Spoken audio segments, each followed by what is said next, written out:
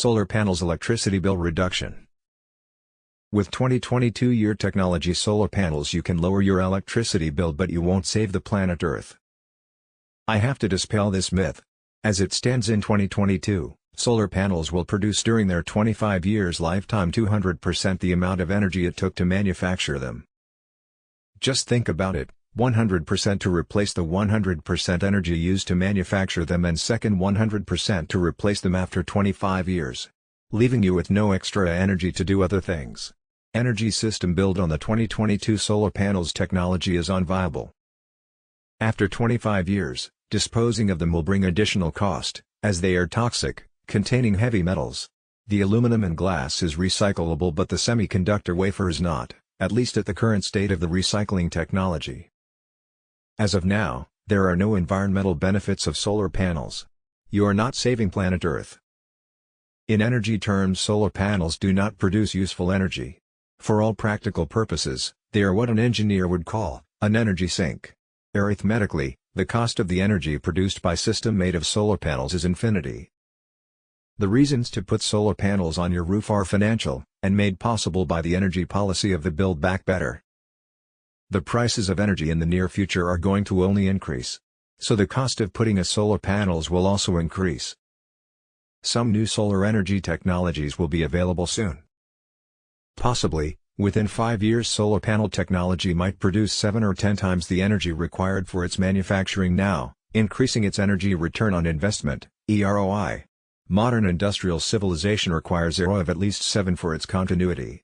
The problem with solar and wind is the need for storage as they are only producing about 30% of the time. This calls for additional energy expenditures to build the storage capacity. This can lower the actual ROI below the threshold of 7. More about this will be posted in the next video. The advantage of investing in your own solar panels at this time is that in dollar terms you are beneficiary of federal tax credit, and other subsidies. Solar renewable energy credits, and the ability to sell your excess production during the day to your local electric utility company. I live in Illinois, all those apply to me. Otherwise, you have to look at your situation closer and examine the costs and benefits. The nature of the energy shock 2020s is that energy prices will inflate all costs as energy is the primary expenditure in industrial economy. It touches everything. I took a loan on $16,000 solar panel system, providing me with 81% of my usage before the addition of an electric car, which I did later on, after installing the system. After the addition of an electric car, I produce 40% of my electricity usage, with 2/3 of that being sold back to the electric utility company, 1/3 of it is used at the point in time it is produced. I charge my electric car during the night when rates are 7 cents per kilowatt hour. This is even cheaper than the anticipated cost for my solar system production, which is 12 cents per kilowatt-hour spread over 20 years. This cost is implicitly locked in. In calculating it, I took into consideration the incentives, my out-of-pocket cost and the interest, then I spread this cost over 20 years of production. I also modeled the loss of efficiency as panels degrade with time. Allowing for 4% rise in electricity cost, the project shall pay for itself in 12 years.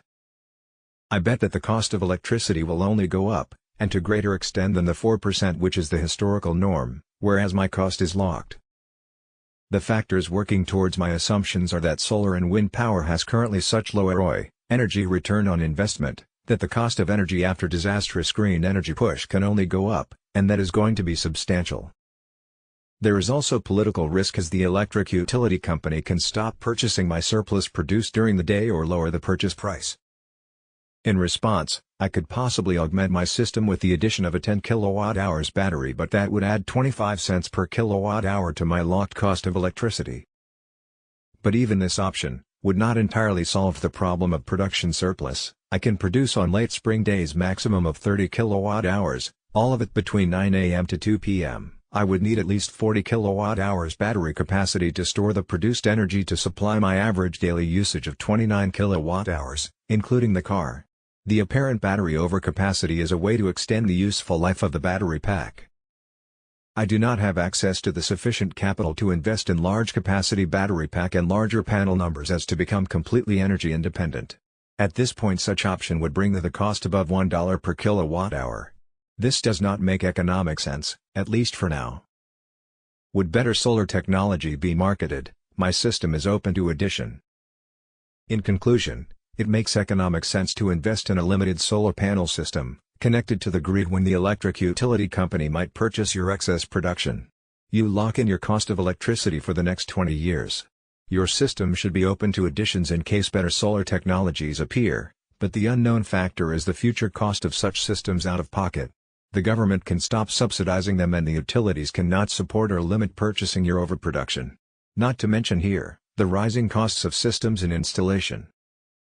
This is basically energy arbitrage in time, as you manufacture and install system at current price of energy, to only recover this energy in the future when energy might be at much higher real prices. I hope you enjoyed this video.